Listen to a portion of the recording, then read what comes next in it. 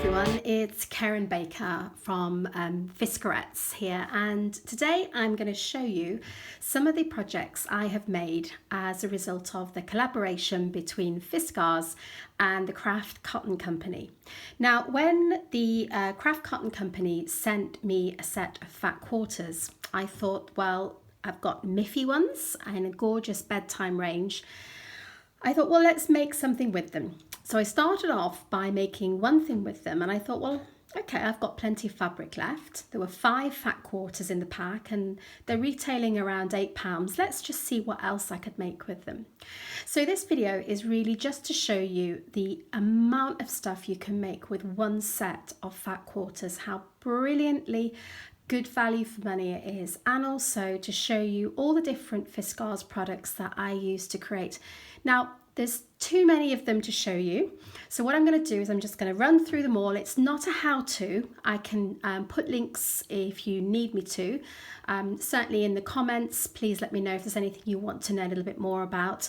But I'm going to show you what I added to the fat quarters, and there wasn't a lot of stuff that I added, and just what you can create using the fat quarters. So let's get started.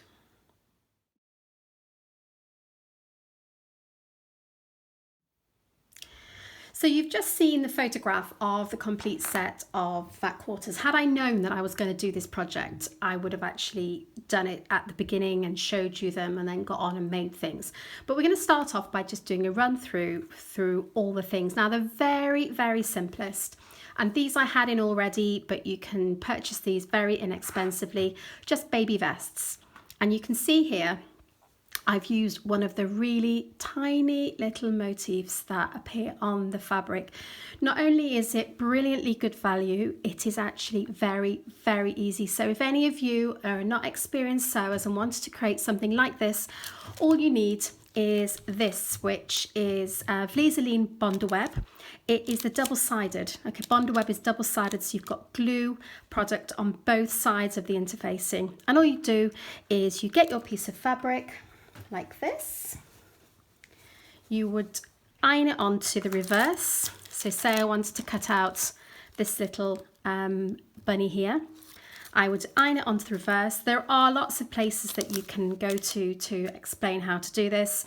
You cover it with a cloth, spray it with a bit of water, you press your iron over, and that releases the glue. It sticks together, and then you would use a pair of scissors to cut out. If you're doing a lot of cutting out of interfacing, don't use your best scissors. If it's just the odd bit, it's not going to be a problem, but because there is a paper element to it, you will end up, if you're not careful, blunting your scissors. So that's what you do, and then once you've cut it out, you remove the paper backing, and then you would iron it on to your vest. Really nice and simple. That's the first easy project. Now, while I've got the fabric here, what I'll do is I'll actually show you what's left. Okay, this is what's left of all the fat quarters. I mean, I could have actually kept going. You can see I've got quite a good piece left of this one. But after all the projects that I've made, this is still what I had remaining. So you can see, oh, there's a bit more over here as well. There you are, look, even more. So this is what I had left. So you can see that actually, whilst it may look like a small amount of fabric, actually the fat quarters are brilliant value. Okay, on to another couple of simple makes. Well, let me get my little teethers on here. This I actually used our shape cutter to cut out a template, and then we just cut it out 2 sides, stuff it, add a couple of buttons. This is actually the ribbon that was holding the fat quarter together, and I've actually utilized it in a couple of places. So, you know, use every little bit, and it's a great way of being really careful with your products as well. So that was a little pretty heart. You can hang it, you could stuff it with something like lavender if you wanted it to smell nice. The other thing that I made are these little teethers. Now this is one thing that I did actually purchase. And because I wanted to make these, I got hold of the right thing. This is the company that actually produced the teethers, and just be aware that because you're buying them for babies, don't just buy any old wooden ring. Make sure it is one that has been specially treated. And this is perfect for teething. So you want to be careful what you're putting in your baby's mouth. So those are the teethers. Again, it's going to be more, let's see if I can get this one off for you. Okay, this is how you'd make them. Again, I actually have photo step by steps, but the video would have been too long otherwise if I'd showed you how to make every single one of them. That's what you're going to be creating. It is just turned inside out, so you would sew it together, turn it inside out, stitch the ending closed, and then you pop them together like this, pop it through, pop those back together again, and then you would just sort it out together. Okay, so that's how you make your little teethers. These are brilliant gifts, very, very inexpensive. The other thing I did add in was some flanneling that I had left over, but you're talking about tiny pieces. Okay, so that's the next thing, the little teethers. What should we go to next? Okay, on to my baby bib. Now there were two products that I have added in. Actually for this one it's just one, with a little bit of elastic. This, some of you will know as muslin cloth, or it's double gauze fabric. Again, I had these in and I wanted to create something really, really soft for the back. So this is a little burp cloth that you put over your shoulder when you're winding baby, or if you've just got a little bit of a sicky baby, but they make great presents for new mums, and you could make a whole load of them in the different fabrics. But it did need something soft and absorbable, which is why I used the double gauze fabric in there. Now this bib, I'll give you a bit of a laugh about this one actually. I don't think I'm going to get it easily over a baby's head. So the idea is fine, the practice of it less so. What I'm actually going to do is I'm going to unpick it, and I'm actually going to put a bit of extra fabric onto it. This circumference around here, it's got to be around, well, I'm not sure what the whole circumference is, but certainly it needs to be at least 3 inches wide for a newborn baby's neck. This I have just using our circle cutter. So I created some circles. This is when it comes here.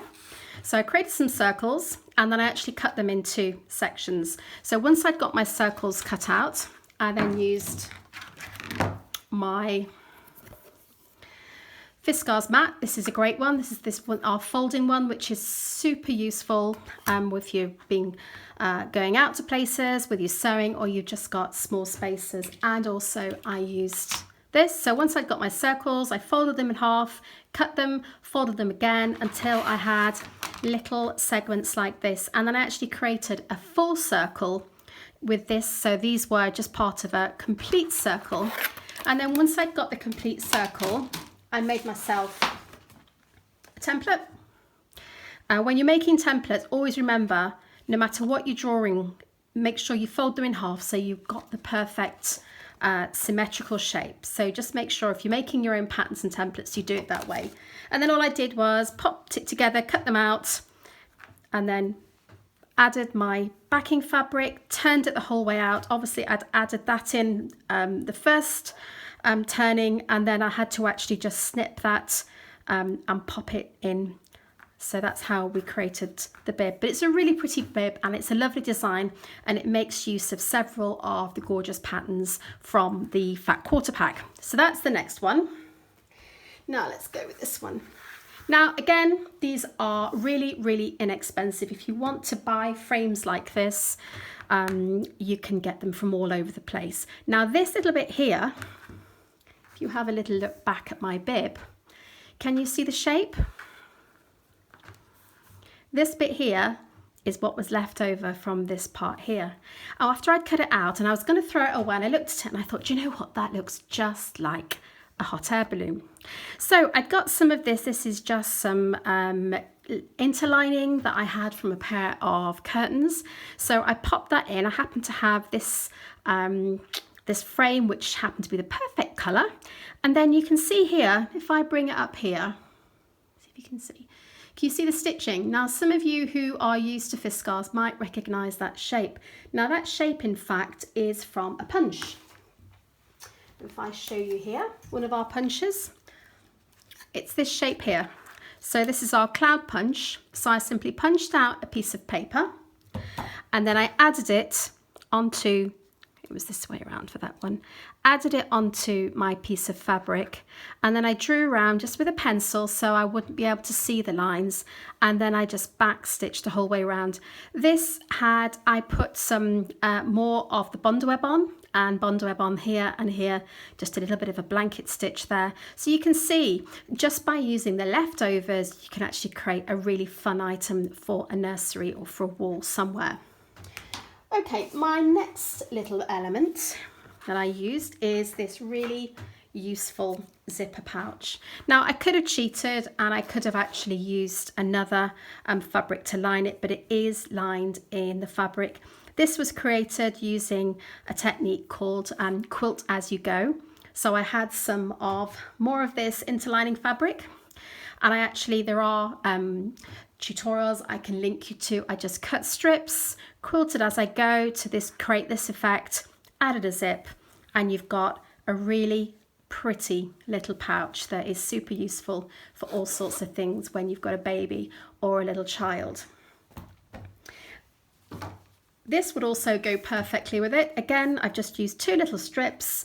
If you wanted to create something, you could have created it with some, what's the word? The word will come back to me in a minute. Something waterproof. So if you put a waterproof lining on the inside of this and you use this to store your flannel, this is just a piece of toweling that I had left over. I've just added a piece of the fabric and a little strip at the bottom, turned it the right side round, closed up the hole, and you've got a really cute little flannel for baby. Something like that would go in really, really well. So that's another item that I made using fabric. Now this one here, I can show you, was one of the didn't work too well. I'd seen an idea on Pinterest and I thought it would be a great idea, and it is a little drawstring bag, which is great. You can tie it. It's not going to hold an awful lot, to be honest with you. But actually, once I'd made it, I thought, you know, if I made it again, what I would do is put ribbon or different textures and have this like a little taggy type of toy that babies like to hold and they like to feel and sort of chew. But you can see this is the technique that I showed you when I was showing with the bib. So this is how my bib started out. So again, I used my circle cutter. I think I used the 11-inch circle and cut 3 of them out, chopped them up, sewed them together carefully. I've done that on both sides, and then put them together, right sides together, added in the little tabs. Those are just, again, you can see I've just created channels I've sewed together, and then so they're complete loops, and then pop those in that way round. Obviously my fabric would have been the other way up, sewed them all the way around, turn it right side round, and then sew up the closing, the part to close it, and then just add some ribbon in. So that was one idea that didn't work entirely, but I loved creating this multicolored piece of circular fabric. Now, next one, using up some of the fabric, I've made this little fun rabbit because it is all about rabbits, because it's all about Miffy. I wanted to create my own little rabbit, and I had in my stash a little squeaker toy, which is a lot of fun. Now, again, you could do this really simply. I've used a bit of flannel. It's nice if baby is chewing something soft and absorbing. Can't say that word today. And then again, the ribbon that I have used to go around the neck came as part of the fat quarter pack as it was tied together with. A little bit of stitching, really, really nice and easy. Now, when you're creating these sorts of things that have circles, again, I've used lots and lots of circles with the projects, you need to make sure that you are reducing the bulk on your seams. So I've used several things when I was creating this toy and quite a few of the project. I've used my Fiskars pinking shears. You can see here, beautiful quality shears, very, very sharp, perfect for reducing seams. So particularly when you've got small points like this, if you cut round before you turn them inside out, then that's going to help give a really good result. And the other thing I used when I was creating this was when I was cutting out, I did multiple layers together, including, so I had 2 layers of the flannel and 2 layers of the fabric, and I used my amplify scissors. Now, the reason I use these is because they're designed for multiple layers, bulky fabric, heavyweight fabrics. Those go through multiple layers really, really easily. So that was the next fun little present to make. I've not got many left now. One of the things that I wanted to create was a fabric tag. Now this hasn't got anything much to it other than I did put a little bit of interlining inside, so it's got a little bit of give to it. It's a little bit spongy.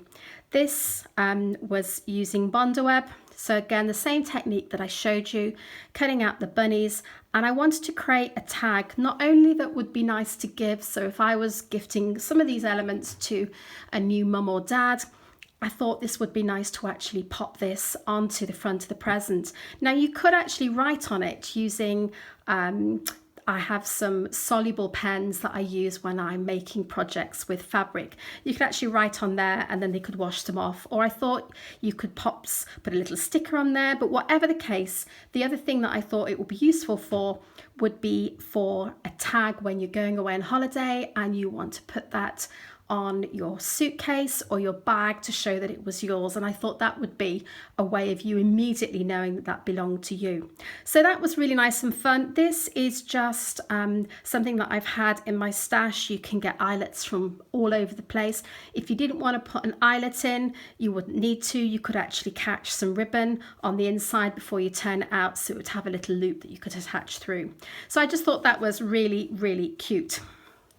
And one of the last ones, which is one of my favorites, is this little see-through bag. Now I have used extra product.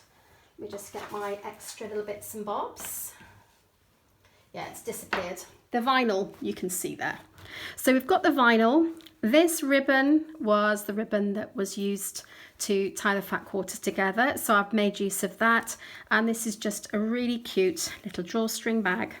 You can see, perfect for putting all sorts of things in, and because you've got vinyl there, you can see exactly what's in it without having to open the drawstring bag. But this is really pretty, really useful. These would look great stacked together on the side of a baby's bedroom, and so many ideas, so many easy gifts that I've created using the fat quarter. Amazing value. I do hope that you have enjoyed this little look at some of these different products and how well both Craft Cotton Company fat quarters and Fiskars products go together. We would love to see some of the projects that you make. Don't forget about the Fiskarettes Facebook page, which is the UK community for Fiskars. We would love to see what sort of things you're inspired by. We love to see any of the things that you make, and been great sharing this time with you, and see you soon. Take care. Bye.